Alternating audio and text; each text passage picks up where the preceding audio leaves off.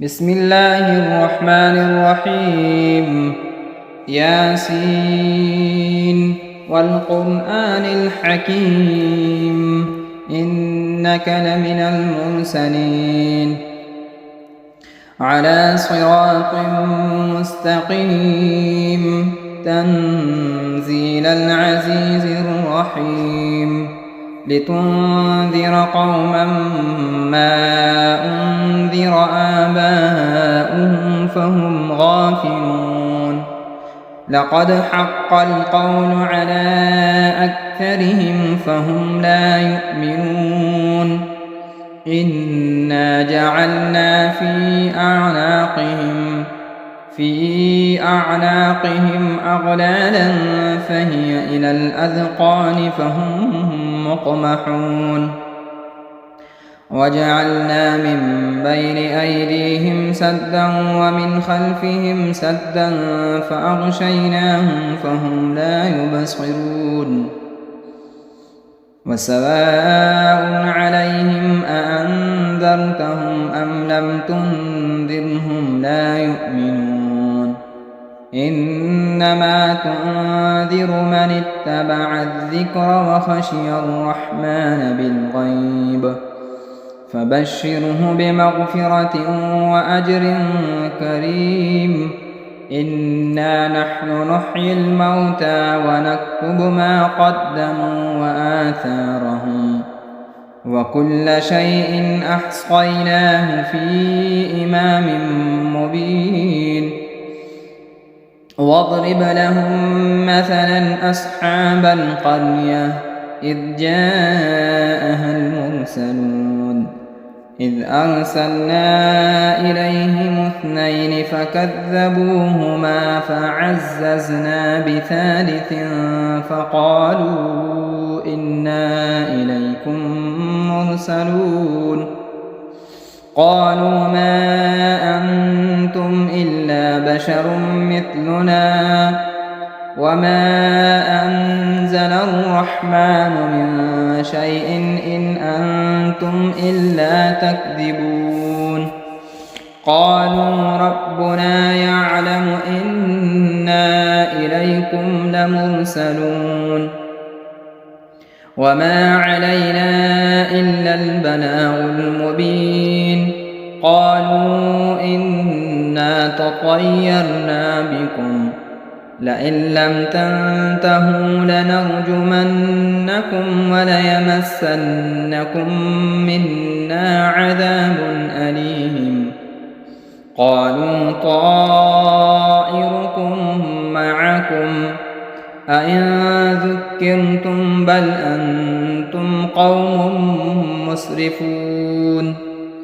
وجاء من أقصى المدينة رجل يسعى قال يا قوم اتبعوا المرسلين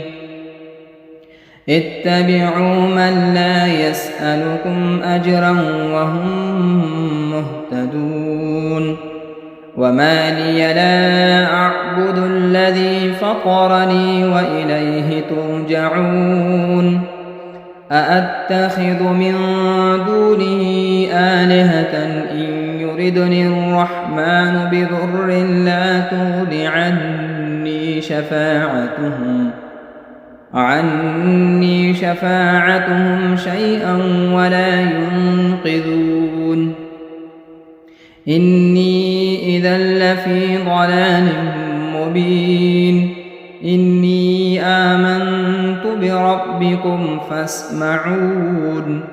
قيل ادخل الجنة قال يا ليت قومي يعلمون بما غفر لي ربي وجعلني من المكرمين وما أنزلنا على قومه من بعده من جند من السماء وما كنا منزلين إن كانت إلا صيحة واحدة فإذا هم خامدون يا حسرة على العباد ما يأتيهم من رسول إلا كانوا به يستهزئون ألم يروا كم أهلكنا قبلهم من القرون أنهم إليهم لا يرجعون وإن كل لما جميع لدينا محضرون وآية لهم الأرض الميتة أحييناها وأخرجنا منها حبا فمنه يأكلون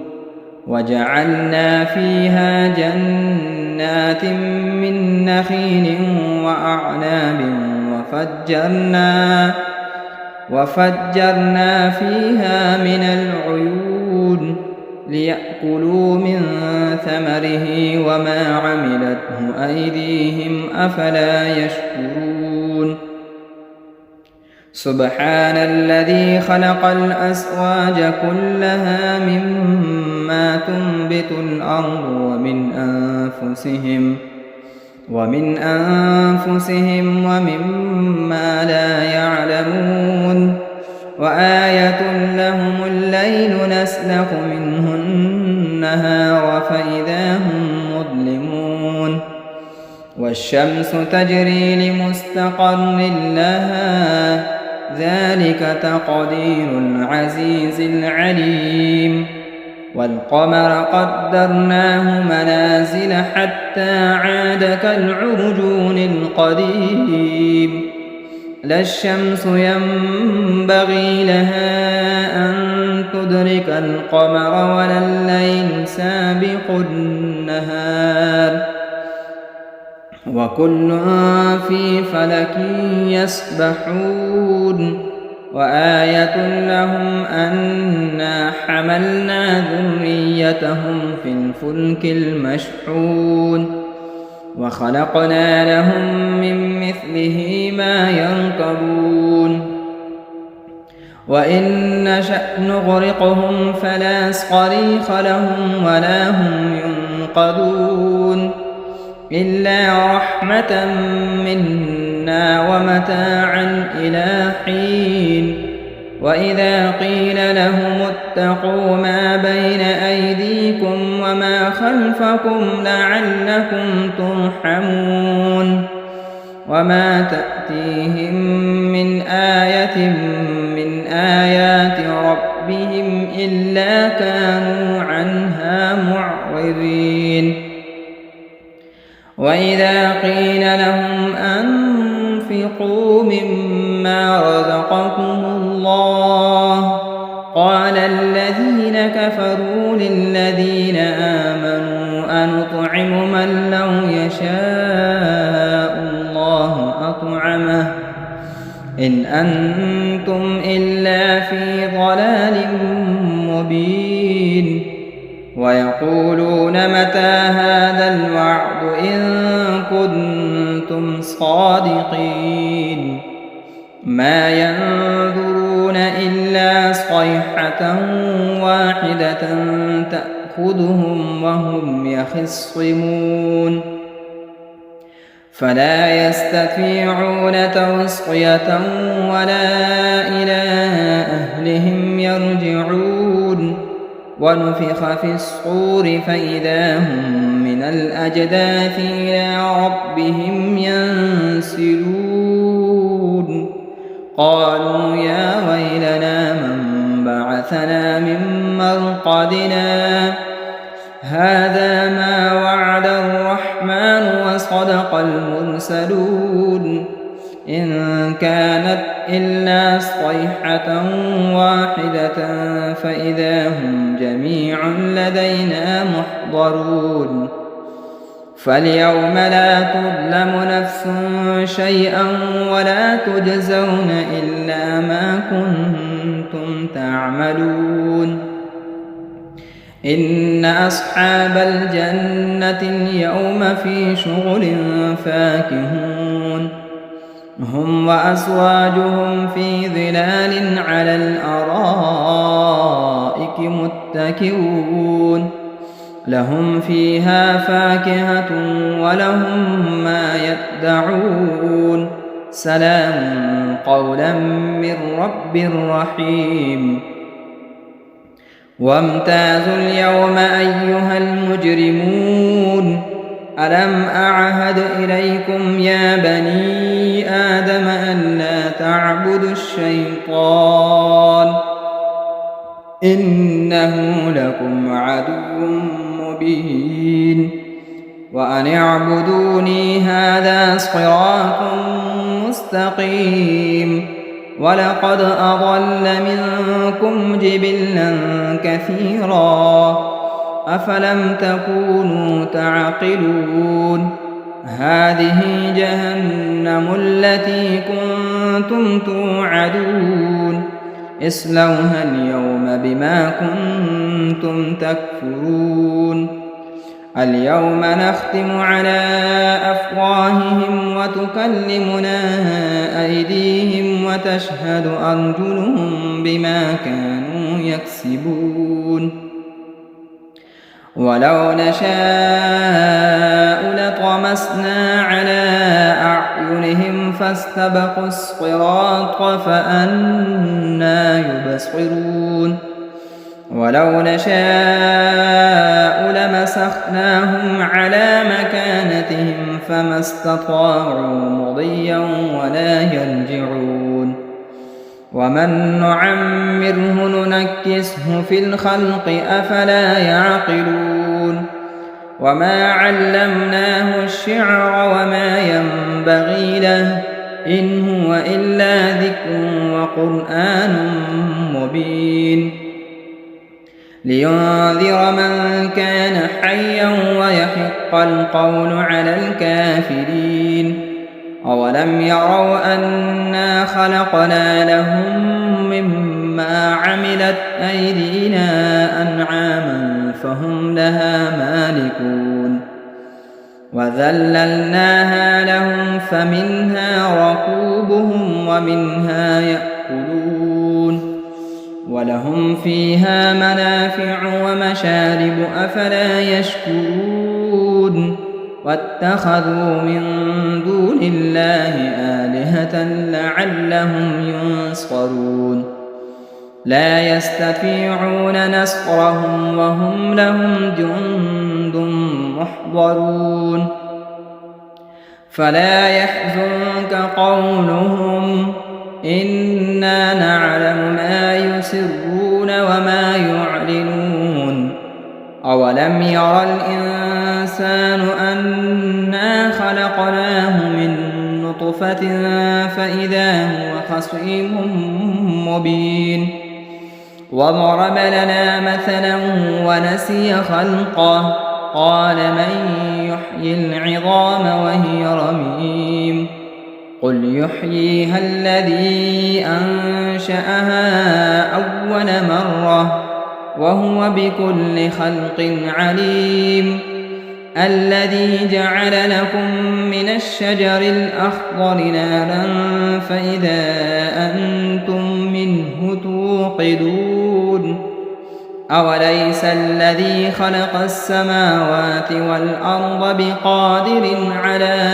أن يخلق مثلهم بلى وهو الخلاق العليم إنما أمره إذا أراد شيئا أن يقول له كن فيكون فسبحان الذي بيده ملكوت كل شيء وإليه ترجعون بسم الله الرحمن الرحيم الرحمن علم القرآن خلق الإنسان علمه البيان الشمس والقمر بحسبان والنجم والشجر يسجدان والسماء رفعها ووضع الميزان ألا تطغوا في الميزان وأقيموا الوزن بالقسط ولا تخسروا الميزان والأرض وضعها للأنام فيها فاكهة والنخل ذات الأكمام والحب ذو العصف والريحان فبأي آلاء ربكما تكذبان خلق الإنسان من صلصال كالفخار وخلق الجان من مارج من نار فبأي آلاء ربكما تكذبان رب المشرقين ورب المغربين فبأي آلاء ربكما تكذبان مرج البحرين يلتقيان بينهما برزخ لا يبغيان فبأي آلاء ربكما تكذبان يخرج منهما اللؤلؤ والمرجان فبأي آلاء ربكما تكذبان وله الجوار المنشآت في البحر كالأعلام فبأي آلاء ربكما تكذبان كل من عليها فان ويبقى وجه ربك ذو الجلال والإكرام فبأي آلاء ربكما تكذبان يسأله من في السماوات والأرض كل يوم هو في شأن فبأي آلاء ربكما تكذبان سنفرغ لكم أيها الثقلان فبأي آلاء ربكما تكذبان يا معشر الجن والإنس إن استطعتم أن تنفذوا من أقطار السماوات والأرض فانفذوا لا تنفذون إلا بسلطان فبأي آلاء ربكما تكذبان يرسل عليكما شؤاد من نار ونحاس فلا تنتصران فبأي آلاء ربكما تكذبان فإذا انشقت السماء فكانت وردة كالدهان فبأي آلاء ربكما تكذبان فيومئذ لا يسأل عن ذنبه إنس ولا جان فبأي آلاء ربكما تكذبان يعرف المجرمون بسيماهم فيؤخذ بالنواصي والأقدام فبأي آلاء ربكما تكذبان هذه جهنم التي يكذب بها المجرمون يطوفون بينها وبين حميم آن فبأي آلاء ربكما تكذبان ولمن خاف مقام ربه جنتان فبأي آلاء ربكما تكذبان ذواتا أفنان فبأي آلاء ربكما تكذبان فيهما عينان تجريان فبأي آلاء ربكما تكذبان فيهما من كل فاكهة زوجان فبأي آلاء ربكما تكذبان متكئين على فرش بطائنها من استبرق وجنى الجنتين دان فبأي آلاء ربكما تكذبان فيهن قاصرات الطرف لم يطمثهن إنس قبلهم ولا جان فبأي آلاء ربكما تكذبان كأنهن الياقوت والمرجان فبأي آلاء ربكما تكذبان هل جزاء الإحسان إلا الإحسان فبأي آلاء ربكما تكذبان ومن دونهما جنتان فبأي آلاء ربكما تكذبان مدهامتان فبأي آلاء ربكما تكذبان فيهما عينان نضاختان فبأي آلاء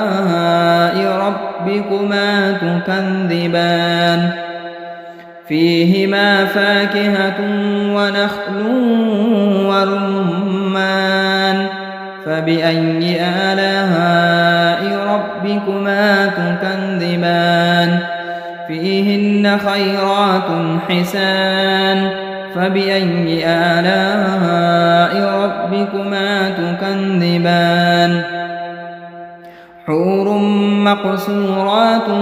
في الخيام فبأي آلاء ربكما تكذبان لم يطمثهن إنس قبلهم ولا جان فبأي آلاء ربكما تكذبان متكئين على رفرف خضر وعبقري حسان فبأي آلاء ربكما تكذبان تبارك اسم ربك ذي الجلال والإكرام بسم الله الرحمن الرحيم إذا وقعت الواقعة ليس لوقعتها كاذبة خافضة رافعة إذا رجت الأرض رجا وبست الجبال بسا فكانت هباء منبثا وكنتم أزواجا ثلاثا فأصحاب الميمنة ما أصحاب الميمنة وأصحاب المشأمة ما أصحاب المشأمة والسابقون السابقون أولئك المقربون في جنات النعيم ثلة من الأولين وقليل من الآخرين على سرر موضونة متكئين عليها متقابلين يطوف عليهم ولدان مخلدون بأكواب وأباريق وكأس من معين لا يصدعون عنها ولا ينزفون وفاكهة مما يتخيرون ولحم طير مما يشتهون وحور عين كأمثال اللؤلؤ المكنون جزاء بما كانوا يعملون لا يسمعون فيها لغوا ولا تأثيما إلا قيلا سلاما سلاما. وأصحاب اليمين ما أصحاب اليمين في سدر مخضود وطلح منضود وظل ممدود وماء مسكوب وفاكهة كثيرة لا مقطوعة ولا ممنوعة وفرش مرفوعة إنا أنشأناهن إنشاء فجعلناهن أبكارا عربا أترابا لأصحاب اليمين ثلة من الأولين وثلة من الآخرين. وأصحاب الشمال ما أصحاب الشمال في سموم وحميم وظل من يحموم لا بارد ولا كريم إنهم كانوا قبل ذلك مترفين وكانوا يصرون على الحنث العظيم وكانوا يقولون أئذا متنا وكنا ترابا وعظاما أئنا لمبعوثون أو آباؤنا الأولون قل إن الأولين والآخرين لمجموعون إلى ميقات يوم معلوم ثم إنكم أيها الضالون المكذبون لآكلون من شجر من زقوم فمالئون منها البطون فشاربون عليه من الحميم فشاربون شرب الهيم هذا نزلهم يوم الدين نحن خلقناكم فلولا تصدقون أفرأيتم ما تمنون أأنتم تخلقونه أم نحن الخالقون نحن قدرنا بينكم الموت وما نحن بمسبوقين على أن نبدل أمثالكم وننشئكم فيما لا تعلمون ولقد علمتم النشأة الأولى فلولا تذكرون أفرأيتم ما تحرثون أأنتم تزرعونه أم نحن الزارعون لو نشاء لجعلناه حطاما فظلتم تفكهون إنا لمغرمون بل نحن محرومون أفرأيتم الماء الذي تشربون أأنتم أنزلتموه من المزن أم نحن المنزلون لو نشاء جعلناه أجاجا فلولا تشكرون أفرأيتم النار التي تورون أأنتم أنشأتم شجرتها أم نحن المنشئون نحن جعلناها تذكرة ومتاعا للمقوين فسبح باسم ربك العظيم فلا أقسم بمواقع النجوم وإنه لقسم لو تعلمون عظيم إنه لقرآن كريم في كتاب مكنون لا يمسه إلا المطهرون تنزيل من رب العالمين أفبهذا الحديث أنتم مدهنون وتجعلون رزقكم أنكم تكذبون فلولا إذا بلغت الحلقوم وأنتم حينئذ تنظرون ونحن أقرب إليه منكم ولكن لا تبصرون فلولا إن كنتم غير مدينين ترجعونها إن كنتم صادقين فأما إن كان من المقربين فروح وريحان وجنة نعيم وأما إن كان من أصحاب اليمين فسلام لك من أصحاب اليمين وأما إن كان من المكذبين الضالين فنزل من حميم وتصلية جحيم إن هذا لهو حق اليقين فسبح باسم ربك العظيم بسم الله الرحمن الرحيم تبارك الذي بيده الملك وهو على كل شيء قدير الذي خلق الموت والحياة ليبلوكم أيكم أحسن عملا وهو العزيز الغفور الذي خلق 7 سماوات طباقا ما ترى في خلق الرحمن من تفاوت فارجع البصر هل ترى من فتور ثم ارجع البصر كرتين ينقلب إليك البصر خاسئا وهو حسير ولقد زينا السماء الدنيا بمصابيح وجعلناها رجوما للشياطين وأعتدنا لهم عذاب السعير وللذين كفروا بربهم عذاب جهنم وبئس المصير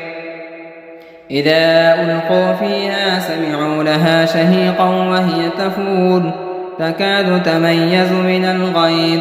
كلما ألقي فيها فوج سألهم خزنتها ألم يأتكم نذير قالوا بلى قد جاءنا نذير فكذبنا وقلنا ما نزل الله من شيء إن أنتم إلا في ضلال كبير وقالوا لو كنا نسمع أو نعقل ما كنا في أصحاب السعير فاعترفوا بذنبهم فسحقا لأصحاب السعير إن الذين يخشون ربهم بالغيب لهم مغفرة وأجر كبير وأسروا قولكم أو اجهروا به إنه عليم بذات الصدور ألا يعلم من خلق وهو اللطيف الخبير هو الذي جعل لكم الأرض ذلولا فامشوا في مناكبها وكلوا من رزقه وإليه النشور أأمنتم من في السماء أن يخسف بكم الأرض فإذا هي تمور أم أمنتم من في السماء أن يرسل عليكم حاصبا فستعلمون كيف نذير ولقد كذب الذين من قبلهم فكيف كان نكير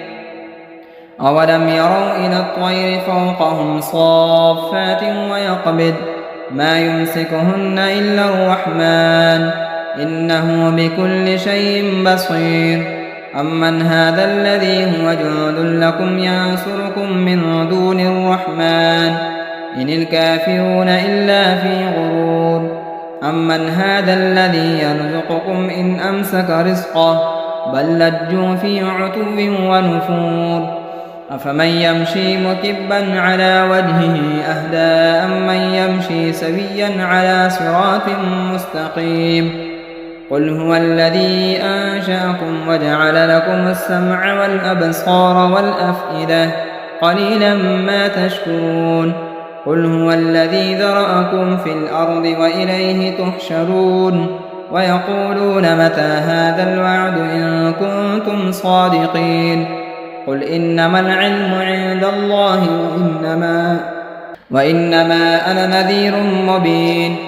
فلما رأوه زلفة سيئت وجوه الذين كفروا وقيل هذا الذي كنتم به تدعون قل أرأيتم إن أهلكني الله ومن معي أو رحمنا فمن يجير الكافرين من عذاب أليم قل هو الرحمن آمنا به وعليه توكلنا فستعلمون من هو في ضلال مبين قل أرأيتم إن أصبح ماؤكم غورا فمن يأتيكم بماء معين صدق الله مولانا العظيم.